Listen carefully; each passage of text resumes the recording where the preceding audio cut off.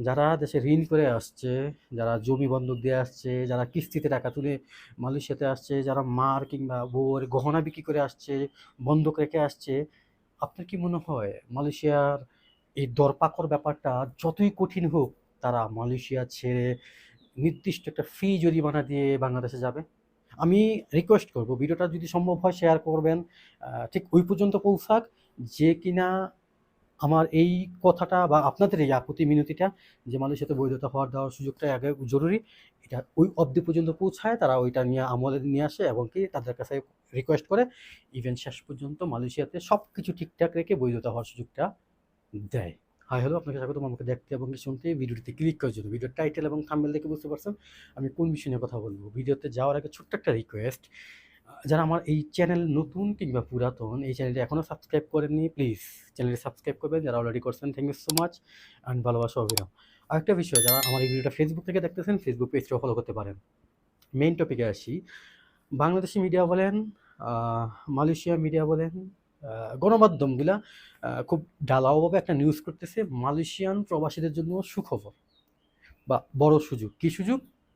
যারা অবৈধ প্রবাসী তাদেরকে দেশে যাওয়ার নির্দিষ্ট একটা ফি জমা দিয়ে দেশে যাওয়ার সুযোগ দিছে আগামী বছরের মানে 2026 সালের এপ্রিলের 30 তারিখ পর্যন্ত। এটা নাকি সুখবর। হ্যাঁ, কিছু কিছু ক্ষেত্রে এই ব্যাপারটা সুখবর, এটা আমি আপনাদের সাথে একমত। কিছু কিছু ক্ষেত্রে, বাট অধিকাংশ ক্ষেত্রেই বেশিরভাগ পর্যায়ে এটা অবশ্যই সুখবর না। আমি জাস্ট একটু এক্সপ্লেন করি ব্যাপারটা।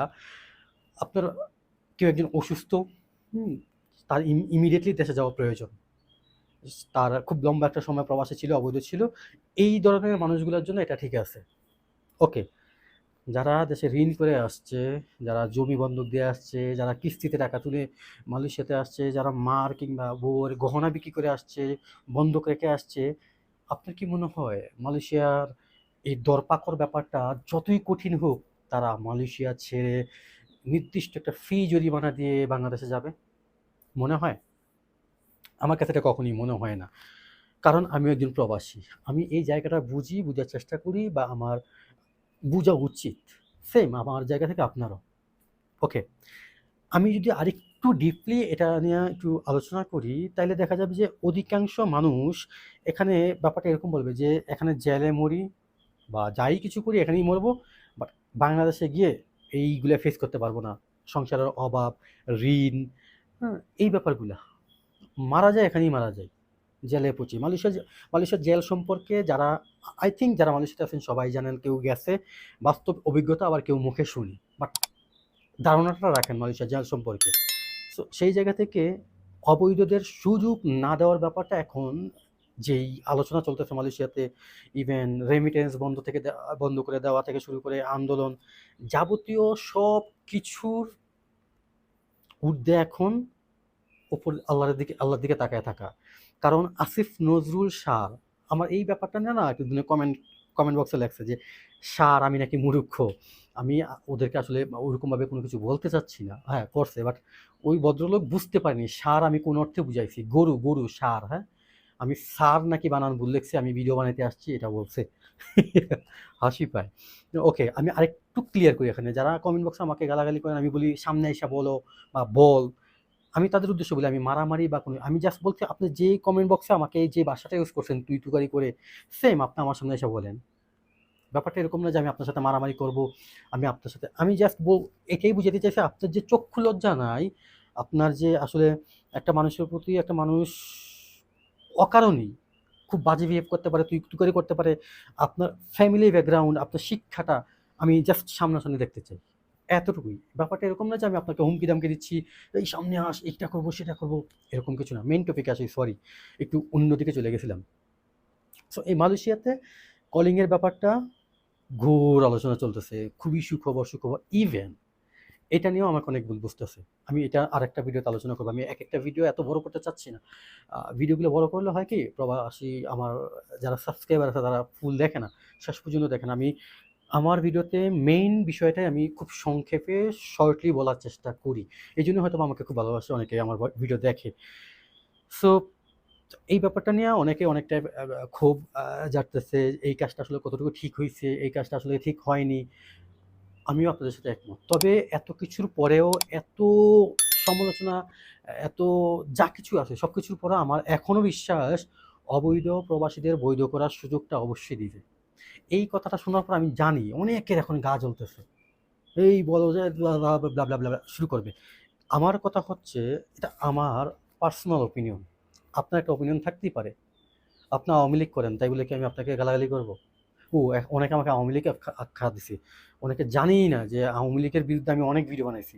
যাই হোক, সো আপনার মতের সাথে যদি কারো অমত হয় বা মিল না হয়, আপনার পছন্দের সাথে যদি কারো পছন্দ না আসে, আপনি তাকে গালাগালি করবেন? আপনি তাকে আপনার বংশের পরিচয় দিবেন? ব্যাপারটা তো এরকম না, তাই না? আমি সুন্দরভাবেই বলতেছি। সো যাই হোক, এটা আমার পার্সোনাল ওপিনিয়ন। এখন আপনার পার্সোনাল ওপিনিয়ন আগামী 10 বছর অবৈধতা দিব না। আপনার পার্সোনাল ওপিনিয়ন কালকে থেকে মালয়েশিয়াতে সব বাংলাদেশি বাংলাদেশে পাঠায় দিব। এটা আপনার ব্যক্তিগত বিষয়, আপনার পার্সোনাল ওপিনিয়ন, হ্যাঁ? সো ওইটা আপনি বলতেই পারেন।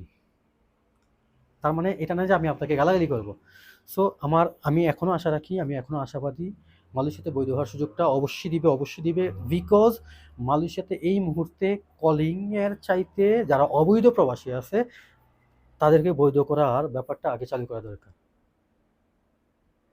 এটা আমি ক্লিয়ার কাট যতটুকু বুঝি।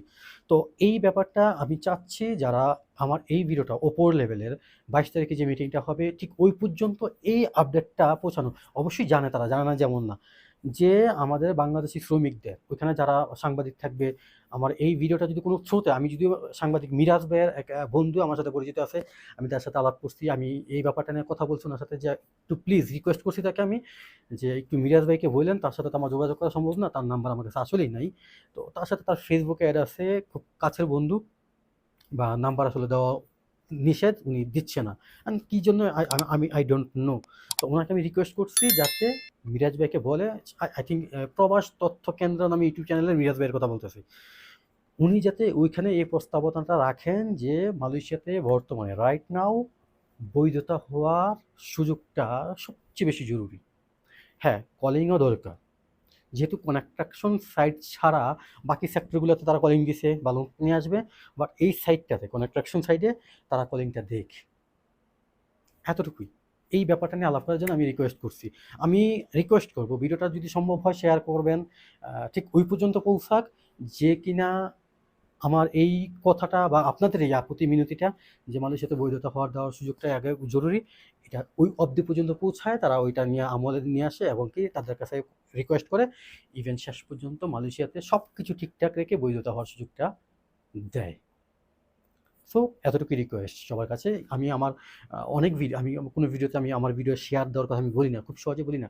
বাট এটাতে বললাম এই জন্যই যে অন্তত ওই পর্যন্ত ভিডিওটা যাক, যেখানে গেলে টনক নড়বে, তারা বুঝতে পারবে যে না, মালয়েশিয়াতে এখন বৈধতা দেওয়ার সুযোগটার মানে সুযোগটাই সবচেয়ে বেশি ইম্পর্টেন্ট। সো ভিডিওটা আজকে এই পর্যন্তই। ভিডিওটা বেশি বড় করব না। সবাই ভালো থাকবেন, সুস্থ থাকবেন। ভিডিও ভালো লাগলে অবশ্যই লাইক করবেন, শেয়ার করবেন। ভিডিও সম্পর্কিত যে কোনো মতামত কমেন্ট বক্সে জানাবেন। যাবার আগে ছোট্ট একটা রিকোয়েস্ট এগেইন আবার, আপনি যদি আমার চ্যানেল নতুন হয়ে থাকেন কিংবা ফেসবুক পেজটি ফলো করবেন, চ্যানেলটি সাবস্ক্রাইব করবেন। আর যদি অলরেডি করে থাকেন, thank you so much and ভালোবাসা অবিরাম। টাটা।